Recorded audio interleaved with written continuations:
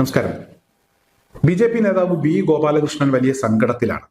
ആ സങ്കടം അദ്ദേഹം ഇന്നൊരു പൊട്ടിത്തെറിയിലൂടെ തുറന്നു പറഞ്ഞിരിക്കുകയാണ്. ഗുരുവായൂർ ക്ഷേത്രനഗരി ഉൾപ്പെട്ട ഗുരുവായൂർ നിയോജക മണ്ഡലത്തിലെ ആളുകൾ എന്താണ് ഈ അമ്പല വിരോധികളെ തുടർച്ചയായി വിജയിപ്പിക്കുന്നത്? ഈ അമ്പലവുമായി ബന്ധപ്പെട്ട് ചേർന്ന് നിൽക്കുന്ന ആളുകളെ, വിശ്വാസികളെ വിജയിപ്പിക്കുന്നേ ഇല്ല. ഇപ്പോൾ അവിടെ മത്സരിക്കുന്നത് UDF-ന്റെ സ്ഥാനാർത്ഥി CH റഷീദാണ്, അതുപോലെ തന്നെ LDF-ന്റെ സ്ഥാനാർത്ഥി NK അക്ബറാണ്. രണ്ടും അമ്പല വിരോധികളാണ് എന്നാണ് ഇവിടെ ബി ഗോപാലകൃഷ്ണൻ പറയുന്നത്. എന്നാൽ ബി ഗോപാലകൃഷ്ണൻ പൊട്ടിത്തെറിച്ചു എന്നൊക്കെയുള്ള വാർത്തയാണ് പുറത്തു വരുന്നത്. ചില ആളുകൾ ബി ഗോപാലകൃഷ്ണനെതിരെ പരാതിയും കൊടുത്തിട്ടുണ്ട്. അതായത് വിദ്വേഷം പ്രചരിപ്പിക്കുന്ന രീതിയിലുള്ള ചില പരാമർശങ്ങൾ നടത്തി എന്ന് ചൂണ്ടിക്കാണിച്ചാണ് ഇവിടെ പരാതി കൊടുത്തിട്ടുള്ളത്. പോലീസ് ഈ വിഷയവുമായി ബന്ധപ്പെട്ട് കേസെടുക്കുമോ, കേസെടുത്താലും അതിന്റെ ഗതി എന്താകും എന്നൊക്കെ നമുക്കറിയാം. മുൻകാല അനുഭവങ്ങളൊക്കെ നമുക്ക് മുന്നിലുണ്ട്. അതുകൊണ്ട് ആ വിഷയത്തിലൊന്നും കാര്യമായ ആരും പ്രതീക്ഷിക്കേണ്ടതില്ല. എന്നാലും ബി ഗോപാലകൃഷ്ണനോട് സോഷ്യൽ മീഡിയ ചില ചോദ്യങ്ങളൊക്കെ ചോദിക്കുന്നുണ്ട്. എന്തിനാണ് നിങ്ങളെപ്പോലുള്ള ആളുകളെയൊക്കെ വിജയിപ്പിക്കുന്നത്? എന്തിനാണ് നിങ്ങളെപ്പോലുള്ള ആളുകൾക്ക് ഞങ്ങൾ വോട്ട് ചെയ്യുന്നത്? ഇവിടെ നിങ്ങൾ ഈ പറഞ്ഞ അമ്പല വിരോധികൾ എന്ന് നിങ്ങൾ ഈ വിശേഷിപ്പിച്ച ആളുകൾ തന്നെ മതി ഞങ്ങൾക്ക്. നിങ്ങളെപ്പോലുള്ള ആളുകളെ വിജയിപ്പിച്ചാൽ ഇനിയും ഞങ്ങൾക്ക് അനുഭവിക്കാൻ താല്പര്യമില്ല. ഞങ്ങളൊക്കെ വിശ്വാസികളാണ്, ഞങ്ങൾ ദൈവവിശ്വാസികളാണ്, ക്ഷേത്രവുമായി ബന്ധപ്പെട്ട് ആചാരാനുഷ്ഠാനങ്ങളൊക്കെ ചെയ്യുന്ന ആളുകളാണ്. വിശ്വാസിയെ സംബന്ധിച്ചിടത്തോളം പ്രവാചകൻ മുഹമ്മദ് നബി പറഞ്ഞിട്ടുണ്ട്, ഒരു മാളത്തിൽ നിന്ന് 2 തവണ പാമ്പ് കടിക്കാറില്ല.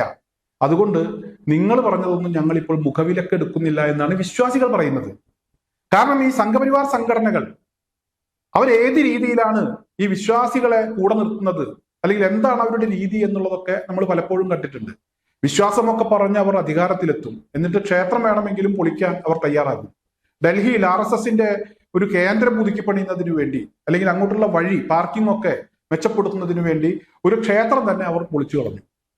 ബാബരി മസ്ജിദ് പണിതത് അവിടെ ക്ഷേത്രമായിരുന്നു എന്നൊക്കെ പറഞ്ഞ് പ്രശ്നമുണ്ടാക്കി ബാബരി മസ്ജിദ് പൊളിച്ച് അവിടെ ക്ഷേത്രം പണിതു.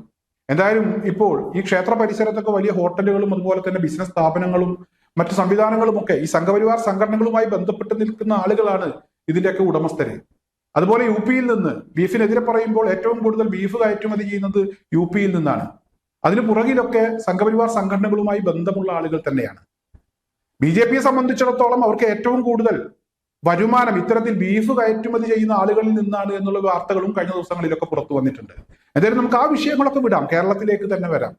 ഈ സംഘപരിവാർ സംഘടനകളുമായി ബന്ധമുള്ള ഒരുപാട് ആളുകളെ ഈ കഴിഞ്ഞ സമയങ്ങളിലൊക്കെ പോലീസ് അറസ്റ്റ് ചെയ്ത് അവർക്കെതിരെ കേസെടുക്കുന്ന സാഹചര്യം ഉണ്ടായി. ചിലപ്പോഴൊക്കെ ഇത്തരത്തിൽ അറസ്റ്റ് ചെയ്യുന്ന ആളുകൾ പിന്നീട് മാനസിക പ്രശ്നങ്ങളുള്ള ആളുകളാണ് എന്ന് പറഞ്ഞ് അവരെ വിടുന്ന സാഹചര്യവും നമ്മളൊക്കെ കണ്ടിട്ടുണ്ട്. എന്തായാലും വിശ്വാസം സംരക്ഷിക്കുന്നതിന് വേണ്ടി സമരം ചെയ്തതിന്റെ പേരിലല്ല ഗോപാലകൃഷ്ണ ഇവരെയൊക്കെ അറസ്റ്റ് ചെയ്തത്. ക്ഷേത്ര കോമ്പൗണ്ടിന്റെ അകത്തേക്ക് മാലിന്യം വലിച്ചെറിഞ്ഞു, വിസർജ്യ വസ്തുക്കൾ വലിച്ചെറിഞ്ഞു തുടങ്ങിയ കുറ്റകൃത്യങ്ങൾ ചെയ്തതിന്റെ ഭാഗമായിട്ടാണ്. അത് മറ്റുള്ള ആളുകളിൽ കെട്ടിവെച്ചുകൊണ്ട് കലാപം സൃഷ്ടിക്കാൻ ശ്രമിച്ച ആളുകളാണ്. എന്തായാലും അത്തരത്തിലുള്ള നിങ്ങൾക്ക് അധികാരം പോലും ഇല്ലാതെയാണ് നിങ്ങൾ ഇങ്ങനെയുള്ള പണികളൊക്കെ ചെയ്തത്. ഇനി നിങ്ങൾക്ക് വോട്ട് ചെയ്ത് അധികാരം കൂടെ നിങ്ങളെ ഏൽപ്പിച്ചാൽ ശരിക്കും പറഞ്ഞാൽ വിശ്വാസിക്ക് ഇനി ക്ഷേത്രം ഉണ്ടാകുമോ എന്ന് പോലും അറിയില്ല. നിങ്ങളെ സംബന്ധിച്ചിടത്തോളം നിങ്ങളുടെ ലക്ഷ്യം കലാപമാണ്. കലാപം ഉണ്ടാക്കുന്നതിന് വേണ്ടിയാണ് നിങ്ങൾ വിശ്വാസികളെയൊക്കെ ചേർത്ത് പിടിക്കുന്നത്. ഇപ്പോഴും ഗോപാലകൃഷ്ണൻ പറഞ്ഞ വാക്കുകൾ അതൊരു കലാപം ഉണ്ടാക്കുന്നതിന് വേണ്ടി പറഞ്ഞ വാക്കുകളാണ്. അല്ലെങ്കിൽ അത്തരത്തിലുള്ള പരാമർശങ്ങൾ നടത്തി വോട്ട് പിടിക്കുന്നതിന് വേണ്ടിയുള്ള ശ്രമമാണ് ഗോപാലകൃഷ്ണന്റെ ഭാഗത്ത് നിന്നുണ്ടായത്.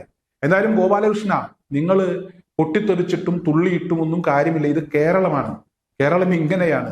നിങ്ങൾ എന്ത് പറഞ്ഞിട്ടും ഒരു കാര്യവുമില്ല. അവരെ സംബന്ധിച്ചിടത്തോളം, മലയാളികളെ സംബന്ധിച്ചിടത്തോളം നിങ്ങൾ ഈ വിശേഷിപ്പിച്ച ഈ അമ്പല വിരോധികൾ എന്നൊക്കെ നിങ്ങൾ പറഞ്ഞ ഈ ആളുകളെ കുറിച്ച്, അവരുടെ മുൻഗാമികളെ കുറിച്ച്, അവരുടെ പ്രസ്ഥാനവുമായി ബന്ധപ്പെട്ട് ചരിത്രമൊക്കെ പഠിച്ചിട്ടുള്ള ആളുകളാണ്. CH റഷീദ് ഇവിടെ മുസ്ലിം ലീഗിന്റെ പ്രവർത്തകനാണ്. അദ്ദേഹം UDF-ന്റെ സ്ഥാനാർത്ഥിയാണ്.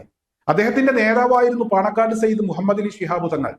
അദ്ദേഹം ഇവിടെ പെരിന്തൽമണ്ണയിൽ ഒരു ക്ഷേത്രത്തിന്റെ കവാടം, ഒരു വാതില് എങ്ങനെയോ തീ പിടിച്ച് നശിച്ചു. അതിന് പുറകിൽ ആരാണ് പ്രവർത്തിച്ചത് എന്ന കാര്യമൊന്നും വ്യക്തമല്ല.